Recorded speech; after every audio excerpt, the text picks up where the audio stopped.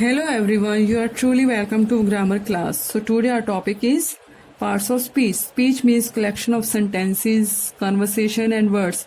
And speech follows many parts, that is called parts of speech. And it is the foundation of English grammar. So let's understand with an example. Arman is a very nice man. Arman is here described as a noun, is as a verb, as a determiner, very as a adverb, nice as a adjective, and man as a noun. So all parts of speech are combined to form a single sentence. All parts of speech make a useful sentence, that is called parts of speech. Now we see its definition. Words are divided into different kinds of classes called parts of speech. According to their use, according to their work, they play a role in the sentence. Okay, they make a useful sentence.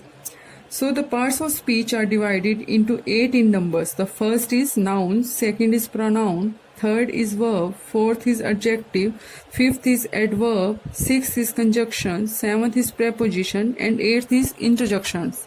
So we read about the first part of speech, noun. Students, everything in the word has a name. All names and the naming words are called noun. Noun is a name that contains person, place, thing, idea. Person like Narendra Modi, place like Taj Mahal, thing like book, idea like bravery. So here is the classification of the nouns are. First is common noun. Common noun is commonly used for a person, place and thing. For example, people like to live in city. City is here used as a common noun.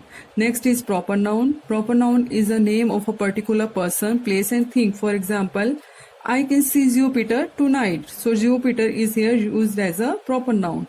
And the third is collective noun. Collective noun is a name given to a group of a person, place, thing, that is called collective noun. For example, a group of keys is called bunch. A group of flowers is called bouquet. So the next is abstract noun, is a name given to a quality or feelings or emotion, is called abstract noun. And as you know, the abstract noun can't be seen and touched. For example, the wisdom cannot be bought. So wisdom is here used as a abstract noun. The next is material noun. The name of material or substance of which the things are made, that is called material noun. For example, the books are made of paper. So the paper is used here as a material noun. And students, one more thing, the material noun can't be used in the plural form. Okay, so remember it. So let's talk about the second parts of speech, that is pronoun. Pronoun is a word that used in the place of noun. It is used to avoid the repetition. And the various type of pronouns are here: I, you, we, he, she, it. And why we used to need the pronouns? Because we have nouns already. Because repeating of nouns makes the sentence complex. That's why we use the pronouns. For example, Raj bought the book. Raj wanted to read it. So Raj and Raj here are repeating for 2 times. So we can say Raj bought the book, he wanted to read it. So it made our sentence very simple. So we read about the third part of speech, that is verb. Verb is just as a verb that shows an action or state or possession. Let's understand with the examples. I am telling you the situation. Here the telling is used as an action verb. Ships are sailing in the sea. So are is here used as a state verb. He has a pen, and has is here used as a possession verb. So I hope you have understand about the topic of verb. And the fourth parts of speech is adjectives. Adjectives, as you know, used as a describing words. Adjectives are those words which describe, qualifies the nouns or pronouns. It tells us about the quality of person, animal, things, place, numbers, color, size, shape. Okay. And there are 5 types of adjectives.